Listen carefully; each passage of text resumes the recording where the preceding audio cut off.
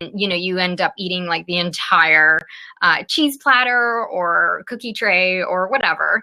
That's a food trigger. And it ends up being something that if you what I came up with was this food trigger compass. Okay. So what you do is you draw an imaginary line or draw it on paper or something like that. Have a 1 on this end and a 10 on this end, and draw a line going across. And have a think about what foods for you would fall on that spectrum. So a number 1 food would be, that's disgusting, I'll never eat that food, I hate that food. So for me, that would be like oysters. And then the number 10 food is, oh my God, I love this food so much, I would just want to rub it all over my body and, run around naked. I love oysters. I don't like oysters at all. So oysters would be a 10 for you, Jen. So have a think about where your trigger food falls on that spectrum.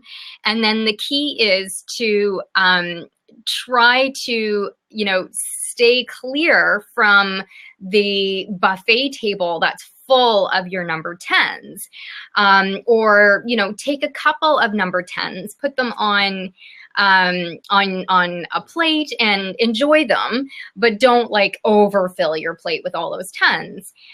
What we want to try to do is get a bit of a balance there between, we want to try to eat within the, let's say 3 to 7 range for the most part, because then that way we're trying new things, we're exploring some new foods that maybe we didn't like, or, we're retrying them again.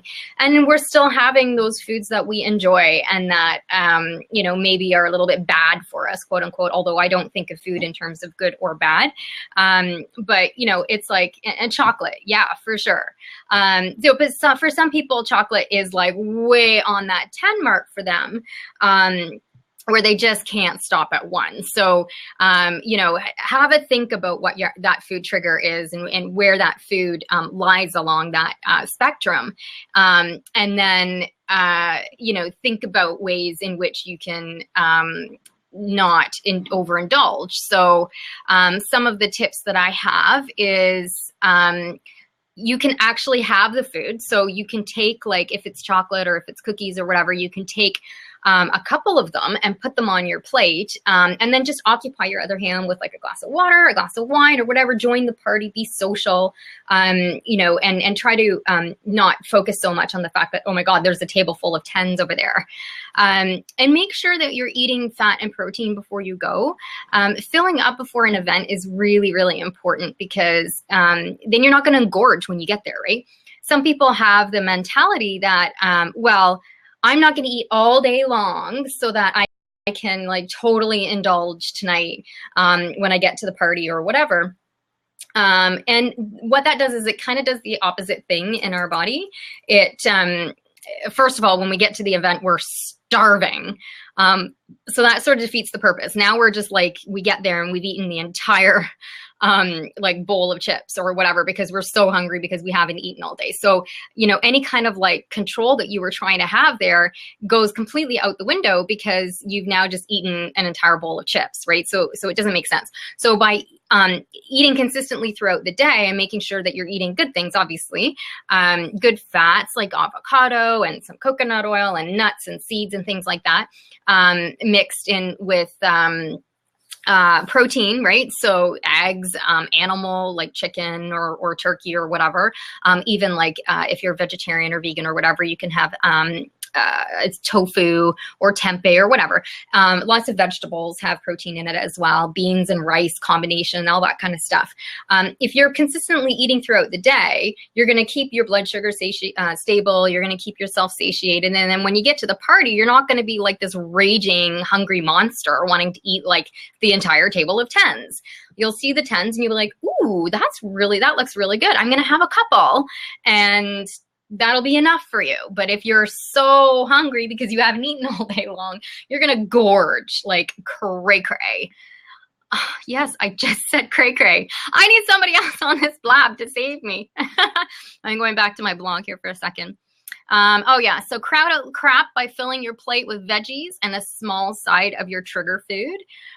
So that way you fill up your gob with good for you food while still indulging in your favorite snack. See, no restriction.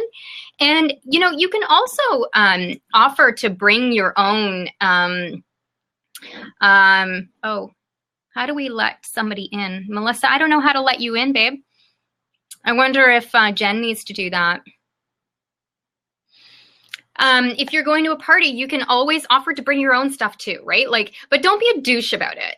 Like if you're going to an event and you have like specific, oh, Jen's just messaging me. She can't see anything. Let me just message her and let her know that I'm on. I'm on. Holding the fort. Okay, where was I? Yeah, like some people who are, following a certain food plan or who have certain food sensitivities or something like that. I would say, like, it's totally fine for you to offer to bring your own food to an event, but just like, don't be a douche about it, right? Like, bring enough for everybody. Just say, I'm gluten-free well, I'm not, but just say, for example, you were gluten-free. I've made an entire like box of like 36 gluten-free, whatever, like cookies or muffins or something like that, right? Don't just make enough for you, make enough for everybody. And then that way people can start to see and explore what eating in other ways looks like. And because I find a lot of people end up having some resistance towards the person who is trying to get healthy and stuff because they don't understand it. And then that person who's trying to be healthy ends up feeling bad or guilty or whatever, and then sometimes doesn't even end up wanting to go to these events because of being, judged or whatever. So I think just by like offering to bring your own stuff, letting the host or hostess know, obviously, and then making enough for everybody is a great way for you to be able to A, eat your own food that you know that you're not going to react to, and B, be like a gracious guest as well, because you're making sure that everybody's happy and satiated. And if people choose to eat it, then they choose to eat it. So it looks like we're still having some problems getting people getting on. Should I keep talking? Let's see. Yes. Okay. Thanks, Tracy. Keep talking. Okay, cool. How about I post this blog post? I'll post this one. Oops, that's Facebook. That's not where I want to be. I think I could just do send message. So I'm going to post that blog post there. And I'm going to take a sip of my lemon water here. So that's part one. I'm going to go now to part two. So it goes into more detail in the blog post. I'm going to go into part two now, and hopefully that doesn't crash the computer because apparently we're all having some issues here this week. So part two is all about banishing the guilt. So I find like what happens is when, when we start to associate guilt around food, that's when it becomes an issue. And like I said just before, there's like the good food, the bad food. I don't like categorizing food in good or bad categories, because I think it just sets this negative tone around food and eating. And it's already so negative enough. Like there's so much negativity and so much animosity and so much, it's very charged. Food is so charged nowadays. There's so many different camps, you should be paleo, you should be this, you should be that. I have nothing against anybody who adopts any of those types of diets. It's totally what works for that person. But I think then there ends up being like this fear around food, and it just doesn't serve us well in terms of having a healthy relationship with food. So what did I say here? Yeah, so I said, like, if you do end up overindulging, try not to think negative thoughts about it. The thoughts that we think have worse of an impact on our cells and on our body than the actual food. I was talking about this in another blab about how I think it was called epigenetics, and they were talking about, just certain thoughts that you can think change your cells. And this is being actually proven now. Like they did this whole human genome project, and, this has been proven in a laboratory that what we think can manifest itself in our cells. And that's why they're doing so much work now around mindset and cancer patients. Like there's a lot of evidence, epigenetics. Yeah, thank you. There's a lot of science to back this up. It's the same is true when you're eating food and you're feeling guilty about it, right? Like now that food has become vilified in your own mind, and it's something that it doesn't serve you anymore because it's now turned into something that's really negative. And I used to do this. When I was losing my weight, anytime I ate something, all I thought was immediately was like, oh, crab. Crab? What? Crab. This is like going straight to my hips, no matter what it was. It could be an apple. It could be, it could be something like super healthy.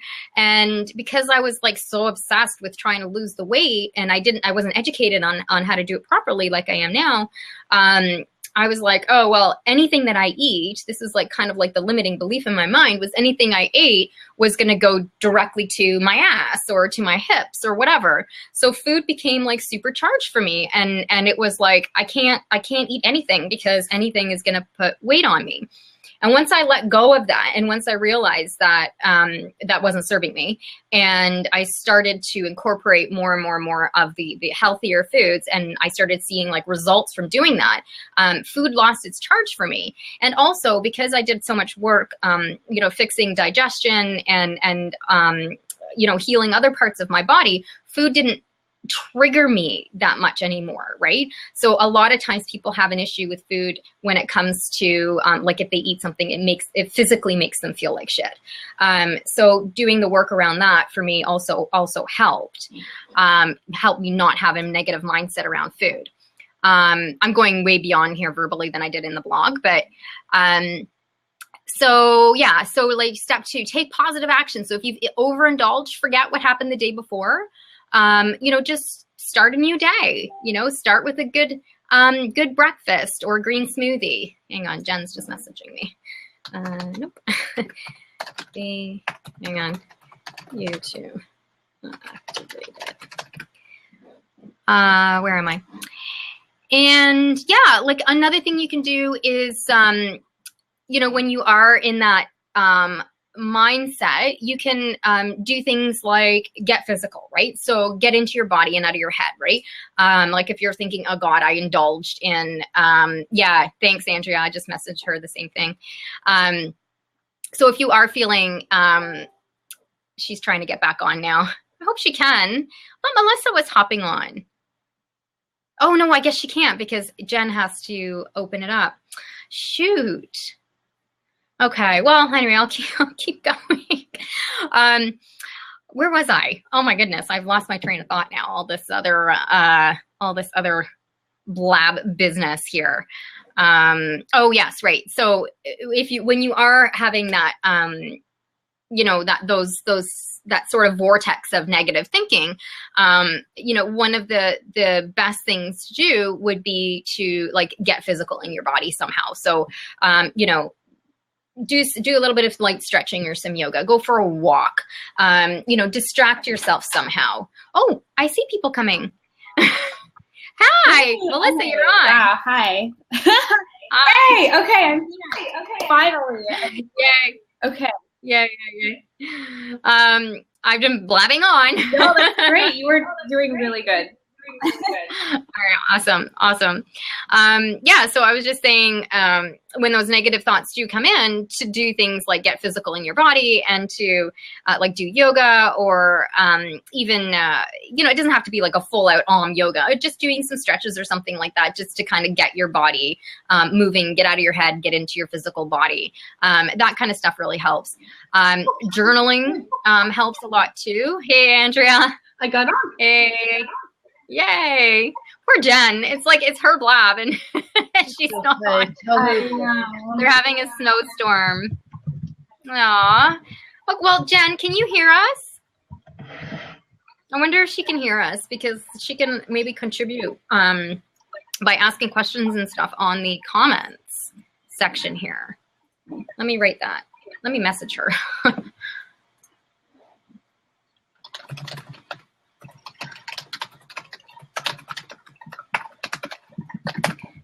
All right, what's the next?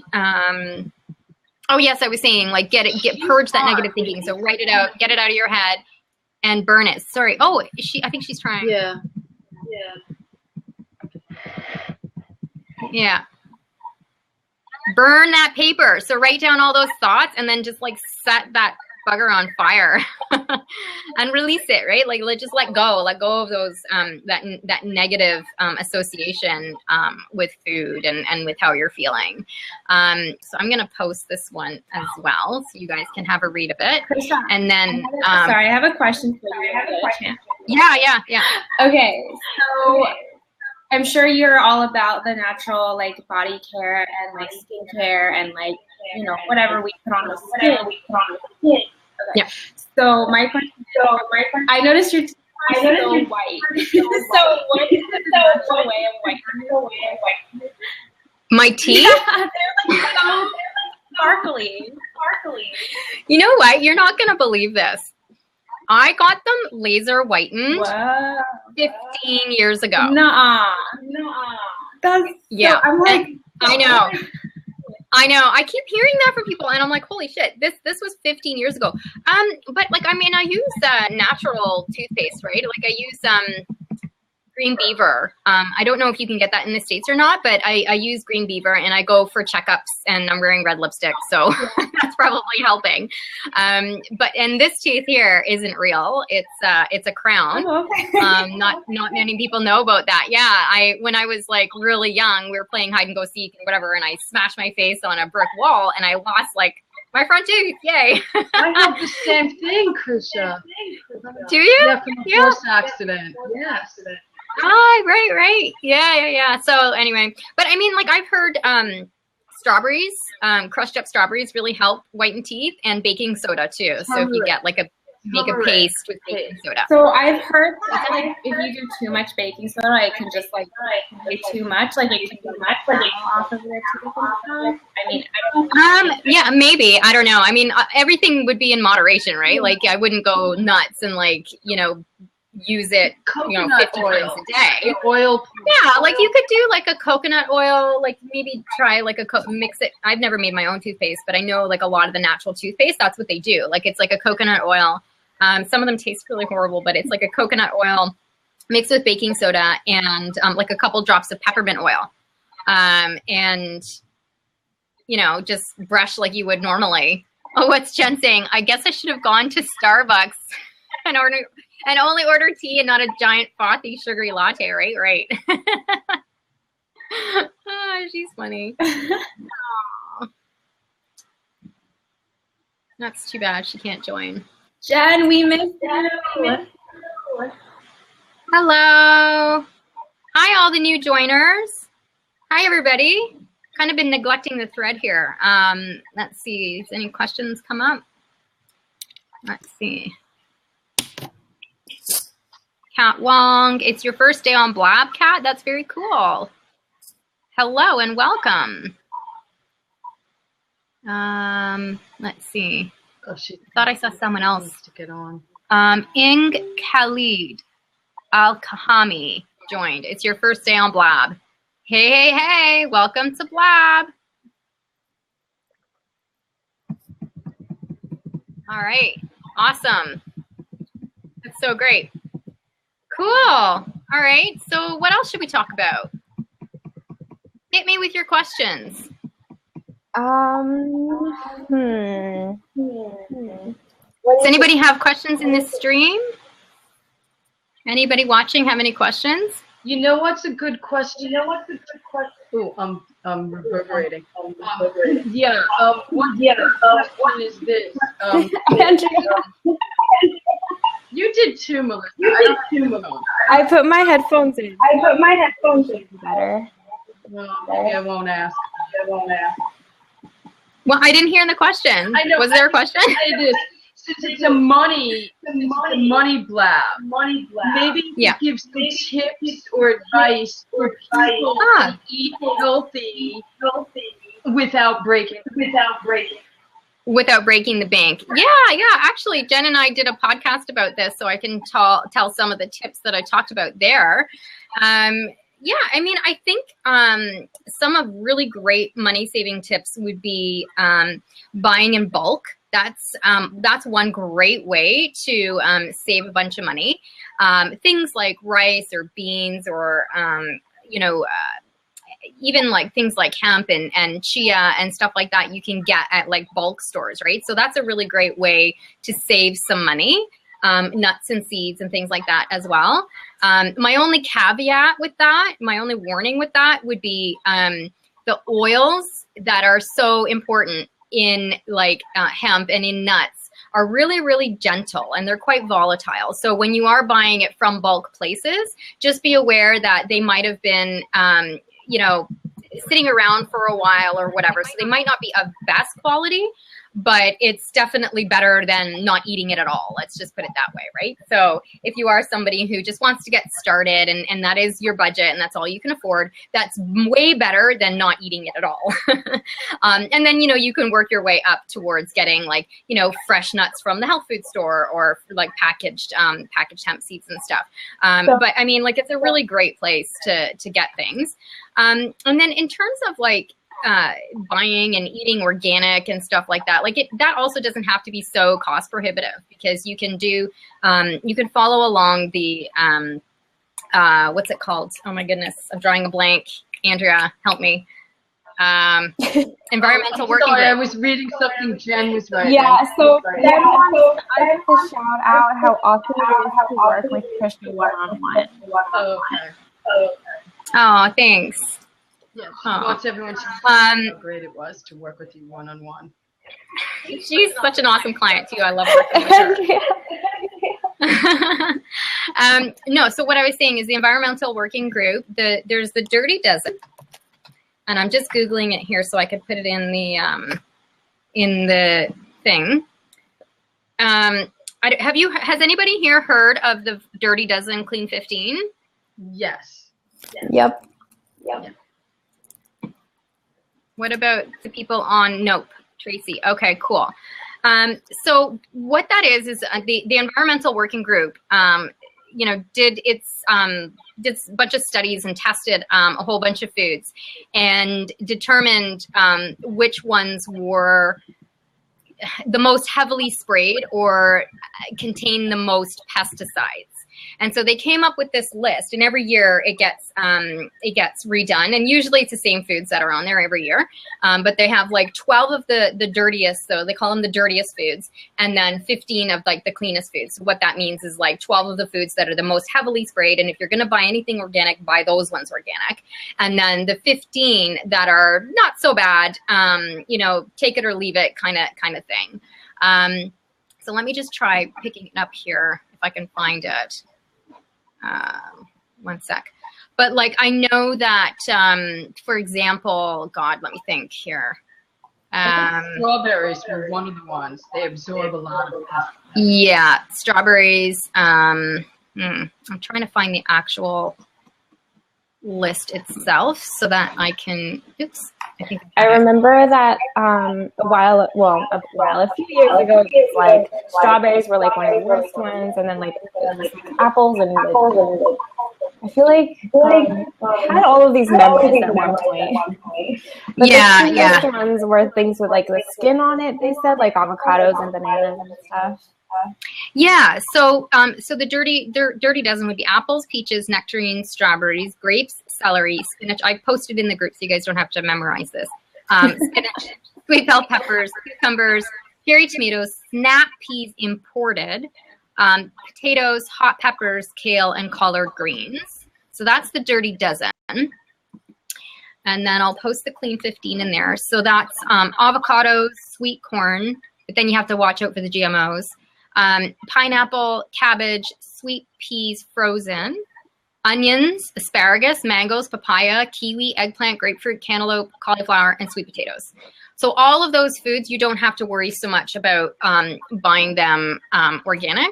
So that's one way to mitigate costs as well. I mean, the whole organic thing is another topic, but it's basically one way of reducing your chemical exposure. We're so exposed to chemicals like everywhere, the air we breathe, the products we use in our house, et cetera, et cetera, et cetera.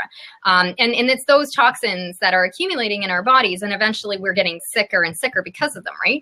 So going organic is one way that you can kind of like control that. And this is food you're actually putting in your body, right? So you're actually like ingesting this. It's like going inside, and it's like creating all your cells. And you want to make your cells like really good and really clean and healthy and supportive in your body. And so one way to do that is to try to go as organic as you possibly can. So by following these two lists here, you can do that in a more cost-effective way as well. Does that make sense to everybody? Totally. I love that. Yeah, because I try to pay attention. I remember celery was, so I'll buy that. In other words, I pay attention to the ones that were the dirty ones. And then, if you have choice, you buy those ones. And, the other ones,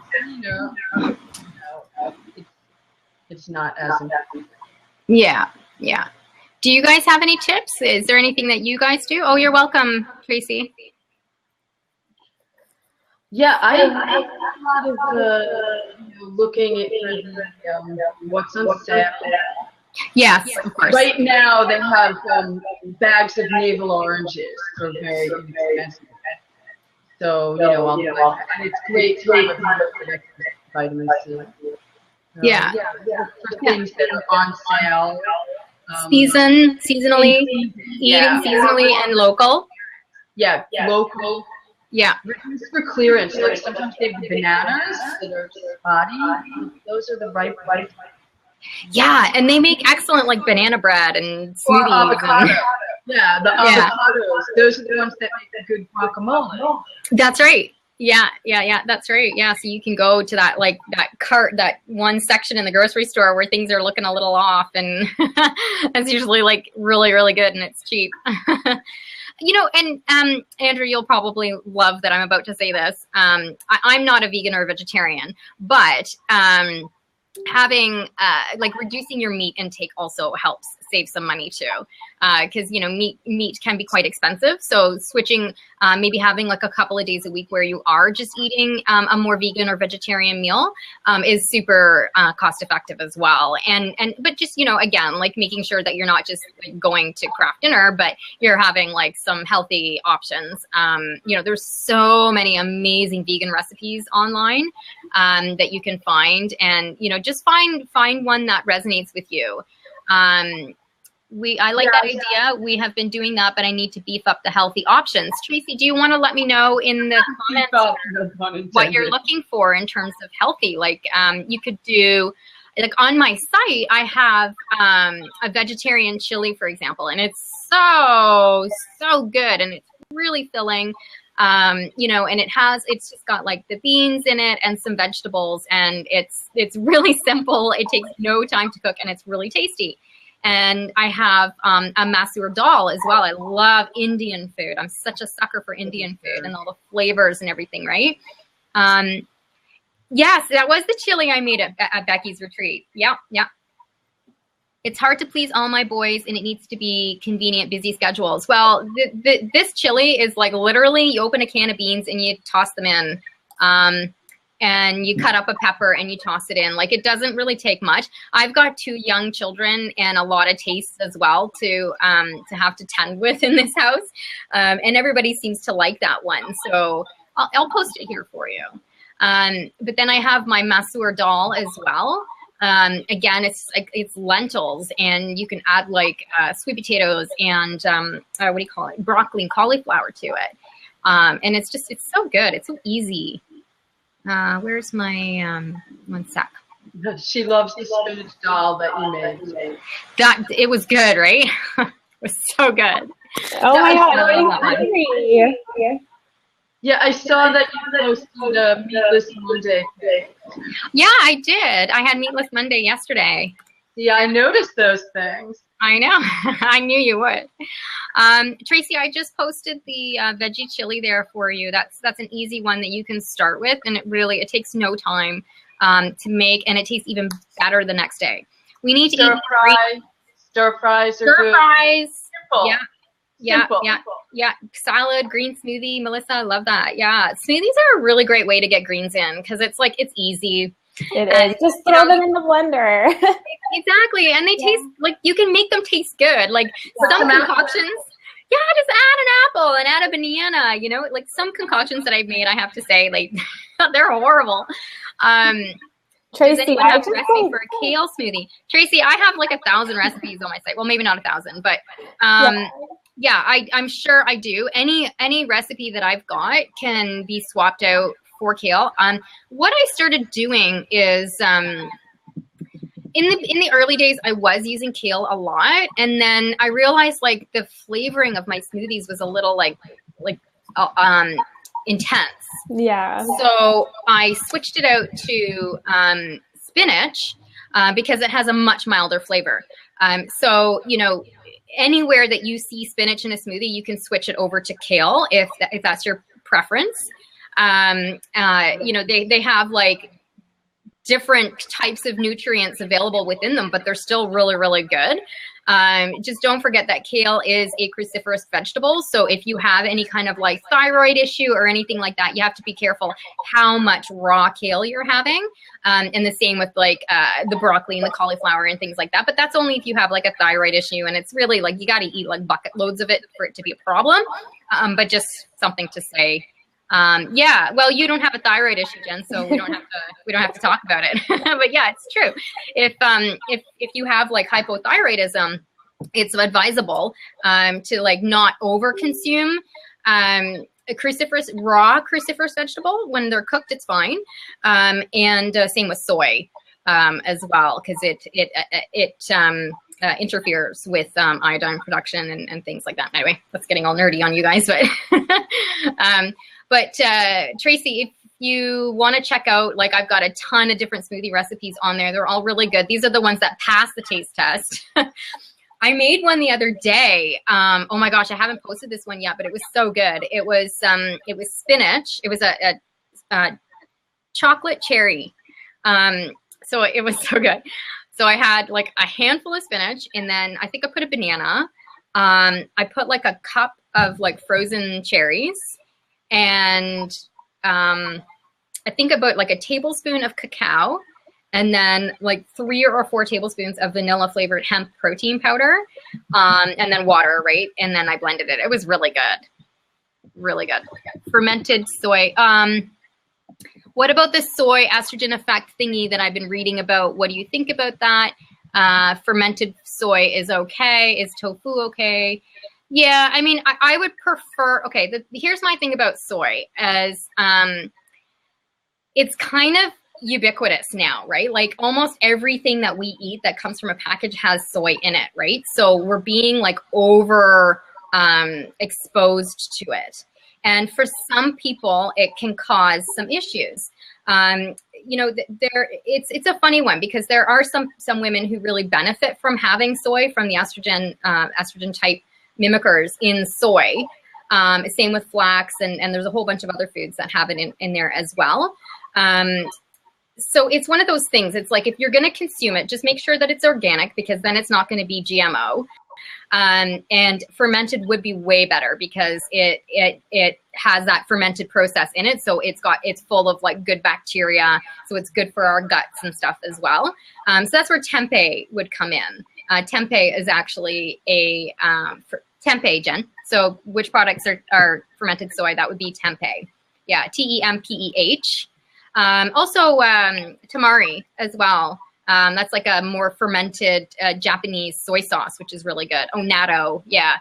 Yeah, my mom is Japanese, so I'm like, the soy thing for me, it's like I grew up eating these products, so it's like, I know the difference between like just the crappy soy that we all have here versus Exactly. Well, that's the thing. It's like there's a whole entire continent of people who eat this on a daily basis, right? Yeah. But it's not, it's usually fresher. It's usually like the real stuff. Yeah. More than likely not a GMO type soy like what you get here in North America. Yes. And it's not in everything, right? So it's not, well, I don't know, maybe it is, maybe not so much in Japan, maybe China, but like it's not in every single food that you're eating. And plus the Japanese diet is so clean. Like you guys have so much fish, you have so much greens, like a lot of greens and a lot of broths and a lot of like a lot of probiotics. And there was something somebody told me the other day, and I've been meaning to look this up, that apparently in hospitals now in Japan, they're giving people probiotics. Wow, that's awesome. As part of a treatment plan. Yeah, because they understand the benefit of this and the value of that, right? So the seaweed, yeah. I remember like whenever I went to Japan, even as a little kid, like we would get these like little bottles of like probiotics that would just be delivered to each of the houses, and I would like love them. I look forward to that. So I just remember having that. Like it was just like a thing that people had. Wow, that's amazing. Yeah, we need that here. We need that here. You can get that here, like something similar probably. It's called BioK, and they're little bottles of it. But they're like about $4 each, so they're not cheap. They're not cheap, but I mean it's full of really great probiotics and stuff. Maybe it's me. Okay. Oh, is there an echo? Okay, I tried. So is it? Because then I can try coming back. Okay. Weird science. Or is that? No, I was echoing. I don't hear an echo. I don't know. Okay, it's not you. Oh, is it me? Oh, I wonder if it's me. Okay, hang on. It might be me because I've got this Bluetooth thing plugged in my computer. Hang on. You guys carry on. Yeah. Just the Japanese food culture is what we were talking about. Just how different it is, and like, yeah.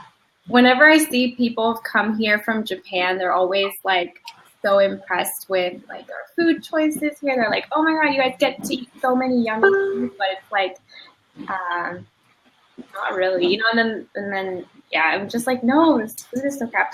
Oh, the other thing, every time I go to Japan, like eating any fruits or vegetables, it's like the most amazing like experience, because even if you eat like a tomato, it tastes like a tomato, and like I haven't had a tomato that tastes like a tomato here in this country in a long time. Like a strawberry tastes so juicy. Like I've had tomatoes and strawberries here that taste like water, and I'm like, this is not good. You're right. Somebody bought me tomatoes, and I have them in my kitchen, not in the refrigerator. They do not smell like tomatoes. They may look beautiful, but they don't smell like tomatoes. They don't taste like tomatoes. I wouldn't eat them. And they took a really, really long time to like get old. They're like yeah, that's sketchy. I missed what you guys were saying. I can't hear anything when I try to turn off my Bluetooth stereo. So I missed like all of that. Were you talking about the tennis ball tomatoes? Well, I was talking about how in Japan, like every time I eat any fresh fruits or vegetables, that it tastes like 1,000 times. It actually tastes like the fruit or vegetable. Like here, it just tastes like water to me. So I was just on that, and then Andrea was that too. Yeah, and so a little bit of food history. Let me see if I can find the book. Hang on, it's a really awesome book. It's this one here. It's called The End of Food. Dun dun dun. But in here they talk about like if you really want to kind of go deep into why our food tastes like shit nowadays, and et cetera, what's going on with our food, how it's being harvested, all that kind of stuff. One of the first chapters is called Red Tennis Balls. And that is exactly talking about the tomatoes and how they've had to like breed them in such a way that they are hard like tennis balls and they have no flavor, so that they can be picked by machines. So they used to be picked by hand by people, mostly. I think it used to be mostly the Mexicans that were coming up to California. Oh, Andrea is echoing too much. Only Krisha is clear in her voice. Andrea, I wonder if it's you, hun. Probably. Aw. But it might be. I don't know. I don't know either. Anyway, so yeah, the tennis ball tomato thing. But what I was going to say is when I started switching over to organic produce, I noticed a huge difference in flavor. Like, whoa. Talk about like taste and flavor and like enjoyment of the food. That's where I think organic like just takes the cake, hands down, because you actually get the flavor of the food because it's not full of pesticides, and it's usually harvested in a way different way than the big commercial products as well. Even in bananas, yeah. Yeah, the other day, I am echoing. Okay, Melissa. That's all right. I mean, I think people are getting the gist of what we're saying, right? I know, but it's so annoying sometimes. I don't want people to get in. I'm still echoing. I can't. Okay, you guys talk. It's a good case for growing your own food. Yeah, growing your own food is another really awesome way to save money. You want to talk about saving money? Grow your own stuff. Yeah. For sure. I mean, it's winter, sure. But I still have basil growing in my house on my windows. Nice. Yeah. Nice. Yeah. Yeah. I've moved from the city to a suburban house, and now I have like a backyard that has sun. My city backyard had no sun. I tried growing some stuff, didn't work. And yeah, I have like sun all day in the backyard, so I can't wait next spring to start planting some stuff like, you know, kale and whatever, tomatoes and all the herbs and stuff. Oh, herbs. I say herbs, and somebody named Herbie joined. Hi, Herbie. Oh my God, sink wink. That's awesome. Does anybody have any questions? Maybe he pronounced his name Herbie. Jen, can you hear us? Jen. She tried to get on.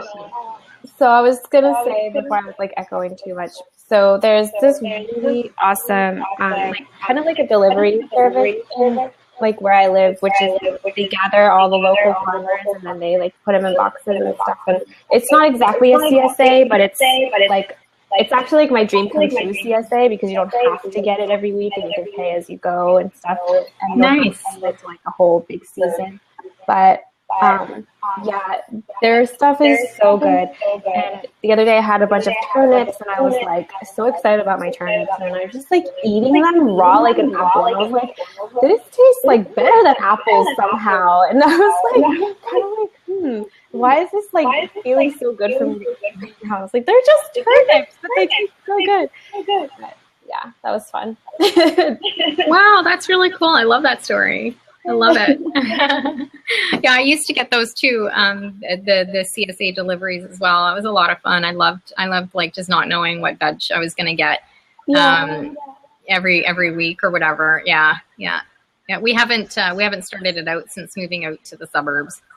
It's also really good for just like, you know, eating seasonally, but not really even thinking about it because it is automatic. It's like, oh, this is what's fresh right now, locally and seasonally. So. Yeah, exactly. And it kind of forces you out of your comfort zone too, because it's like, oh, I gotta make something with this without it going to waste or whatever, right? Yeah. Let me think. What else did I have for my tips? Because I've only sent out 2 blog posts this week so far. I'm afraid to open anything up that it's going to like shut Blab down. We can let you back in if you come back, if you lose. Oh, this is so annoying. I'm going to try like shutting everything down and coming back and see if that goes away. I'll be right back. Okay. So Andrea, what's going on your side of the world? How's the farm? The farm is great. It's been really warm. The weather, yeah. It's raining today. Better than snow.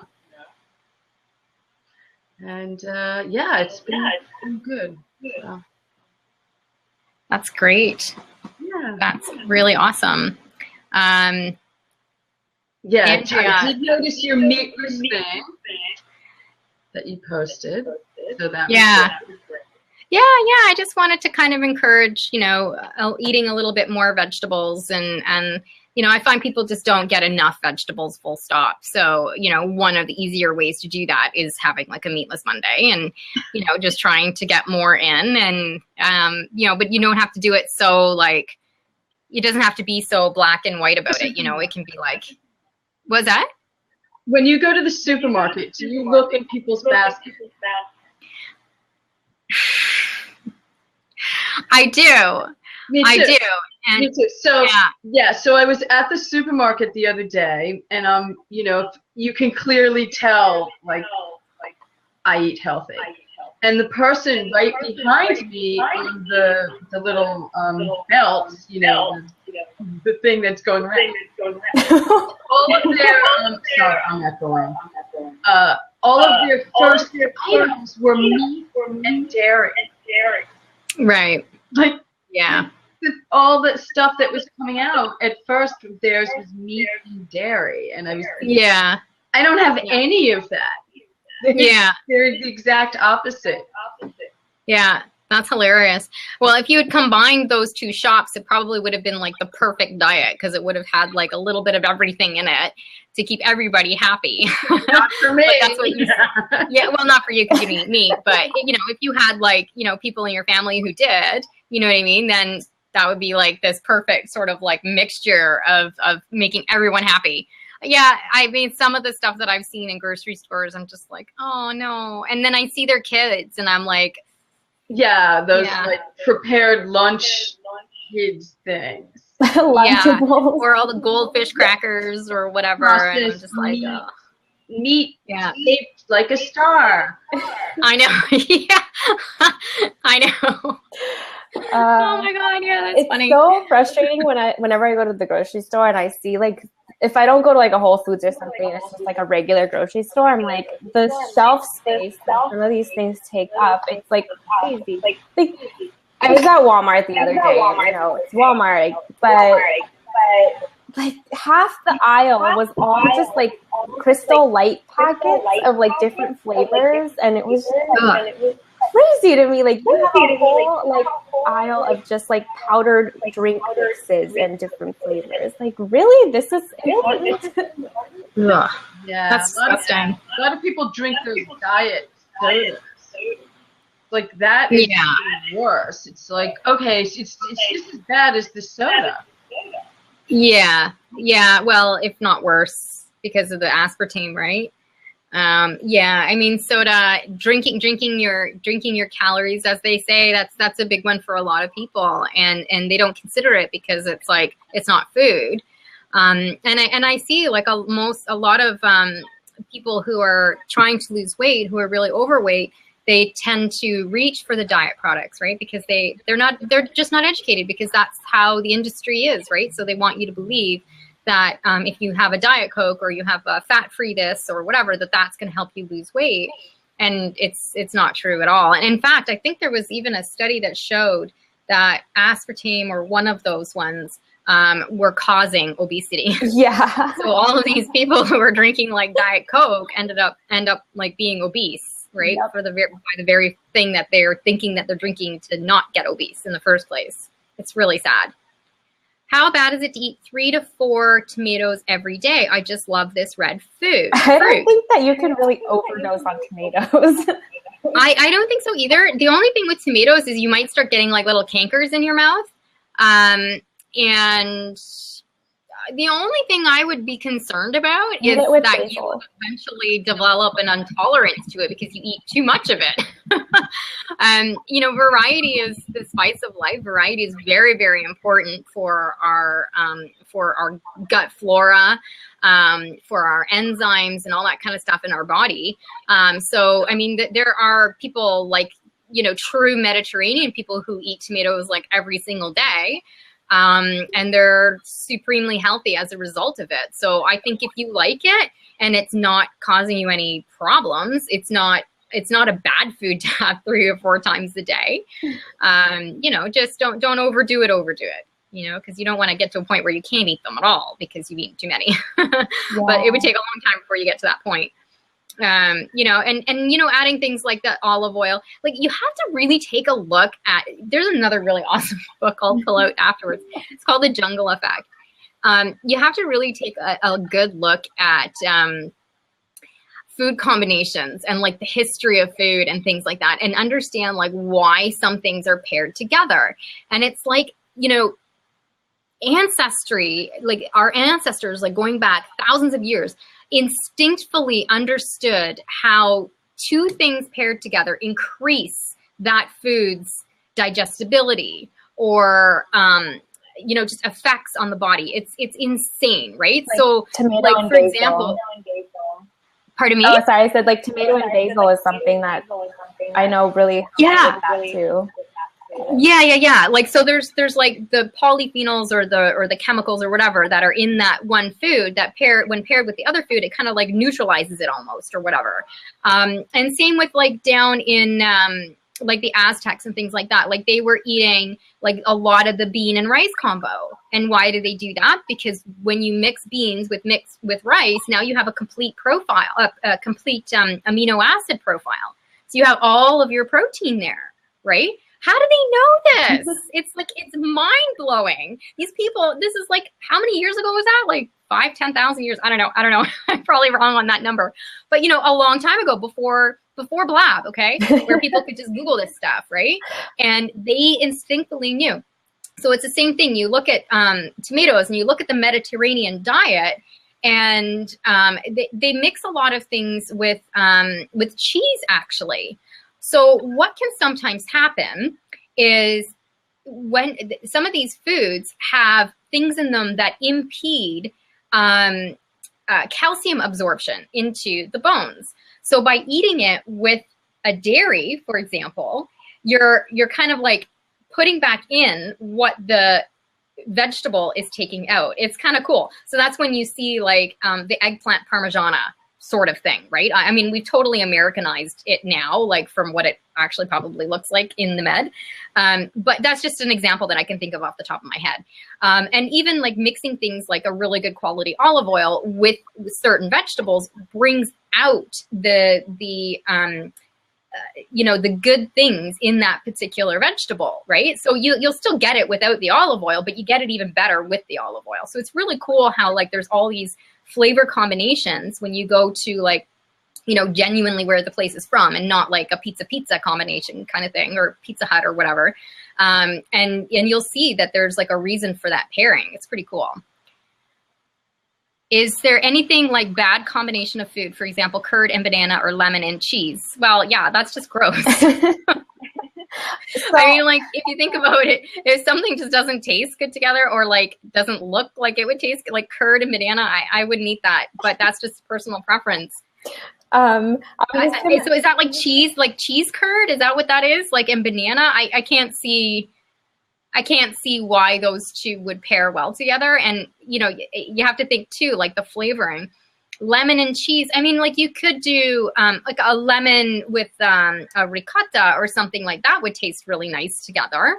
But I don't think that there would be anything scientific that would pair those two together. Otherwise, you would see that a lot in different dishes.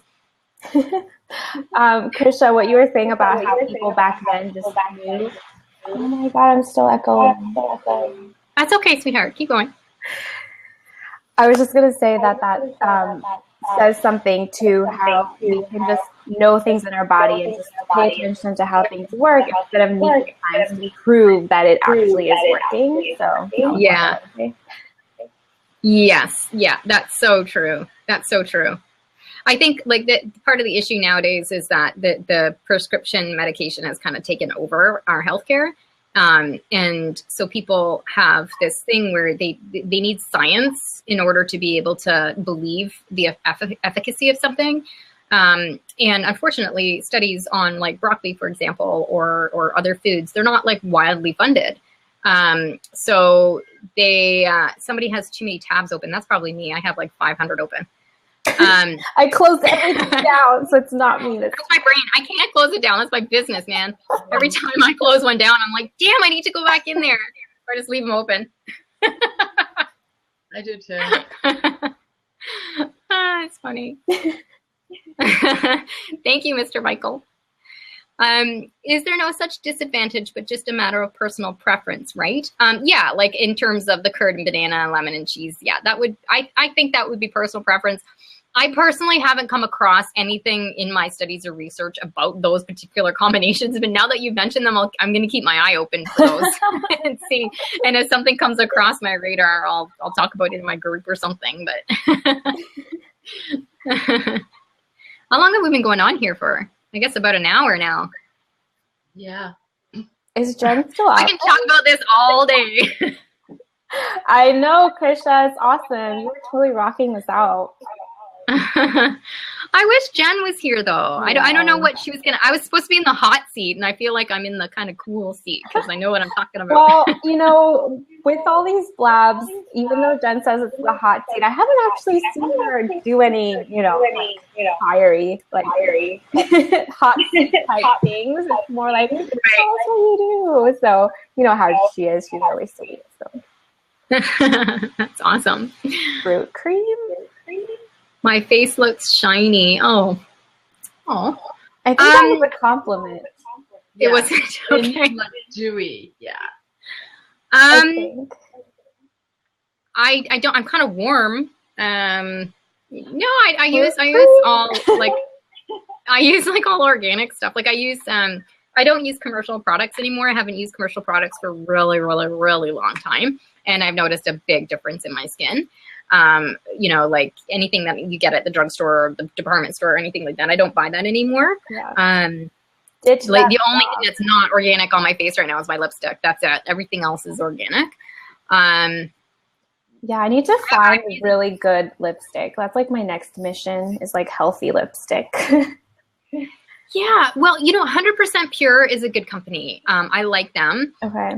Everything is fruit pigmented. I don't have any of their stuff down here to show you, but everything is fruit pigmented. I love their mascara. Their mascara is one, like I'm a mascara, whatever. I was going to say a nasty word there, but I love mascara. And when I was searching for more natural mascaras, they were like, this isn't giving me the luscious lashes that I really want. And then I found the 100% Pure brand, and it's all like fruit pigmented, and it's all like natural stuff inside of it. And I think black tea and stuff as well. Cool. It's great. It's great. And I love all of their other products as well. And they've got some nice like lip tints and lipsticks and stuff like that too. Okay, I'll look into that.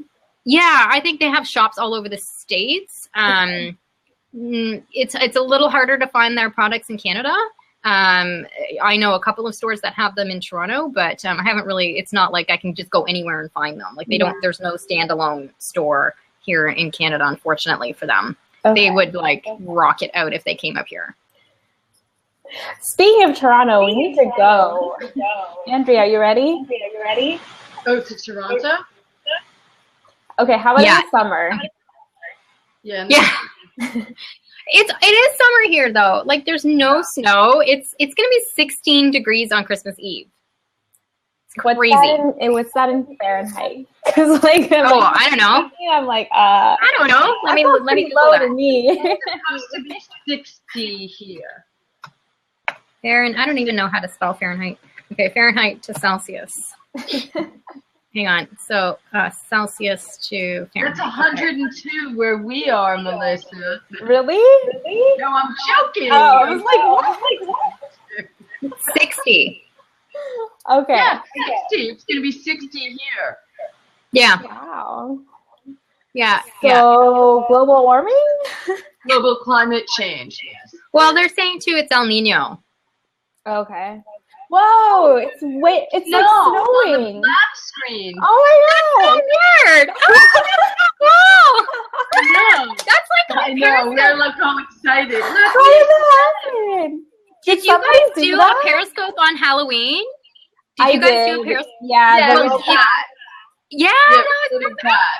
I'm like, what happened? What's happening to my computer? Oh. But that happens to me on Facebook, private messaging. I've sent like just a regular old heart to somebody. Yeah, and all the hearts come up. Screams. Oh, no way. Yeah, I don't know how to control it, but yeah. Has that happened with you, Melissa? Oh, Net Chat TV. Did you do that with? Are you doing that? I think so. I think that's what he did. Oh, it's so beautiful. Thank you. Yeah, oh my goodness, that's so cool. Thank you. I'm sorry we've already discussed this, but what is fuck dieting? Okay. Krisha's like, sure, we could talk about that. It is. It's what I decided to go with in terms of my messaging. I wanted to really like take a stand against the dieting industry and type "let it snow" without the quote. Very cool. I wanted to take a really big stand against the dieting industry, and I still do. I just made it snow. That's so cool. And I wanted to say something that was just gonna like get people's attention and say what I wanted to say about the dieting industry. So I came up with like fuck dieting, because it's like stop dieting. It's not working. It's causing us to be sicker. It's not working. Like the dieting industry is a $60 billion industry, yet we have like all these diseases and sicknesses, you guys. And like Andrea is like on the floor laughing because it's snowing. She said, "Let it snow like, money." That's why. It's basically like that. So if you go on my website right now, and on the front page, you can opt in for my fuck dieting guide, which has 6 or 8 tips on how to basically lose weight and be healthy without having to go on a diet. So kind of some along the lines of what we talked about here today. And I just ran a free challenge as well called the Fuck Dieting Challenge, which was basically an email every day of little things that you can do in order to, live a healthier life and lose weight in a way that's not going to make you go crazy, and it's not full of deprivation and all the horrible things that that the dieting industry does. Oh, I got published on Huffington Post today. Yay! Hey, congratulations.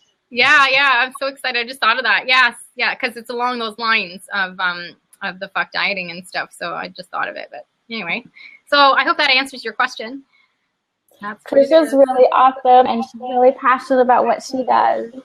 I love it. I love it. Oh, thank you. Yeah. Did we lose Jen completely, or is she still on here? No, she's probably on her way to go to Starbucks to get better internet. Yeah. Well, I wonder if we should wrap this up, guys, because it's been about an hour. Yeah. Does anybody have anything they'd like to say, or any last questions they'd like to ask? I feel like I've kind of monopolized this today. I guess I was in the hot seat, so. Yeah. It's okay. You were awesome. Thank you. Thank you. All right. Well, thank you very much, everybody, for joining and for your questions and your curiosity and everything. It was a great blab. You can find me at KrishaYoung.com. I've got recipes on there. Like I said, you can find my fuck dieting guide on there, and so on and so forth. Do you guys want to talk about how people can find you, Andrea? Yes, I'm at www.andreajoynow.com. Great. It'll echo over there. Melissa? I just typed in my link currently is habitshappiness.com because that's my latest program, and it's great. So that's what I'm putting out there. Love it. Love it. Yeah. Oh, I guess I'll so good. I was in the first round. If anybody can do this, she's only opening it up to 6 people. But it'll change your life. Down to 4 now. So. Wow, that's fabulous. So yeah, I'll jump on that. 4 people. Like 4 of the luckiest people. You better get on this. Nice. So fun. Nice. So great. Excellent. Awesome. All right, everybody. I don't know how, I don't know if this thing, if we can shut this down or if it'll still keep going because Jen needs to manage it. I think she can get on 24 hours from now. Right. Yeah. It'll be fine. Like it should end. Thank you so much. I appreciate it, guys. You're welcome. You're welcome. Thank you very much for having me. And a Merry Christmas if you guys celebrate. Happy holidays. Yes, you too, Krisha. All right. Bye.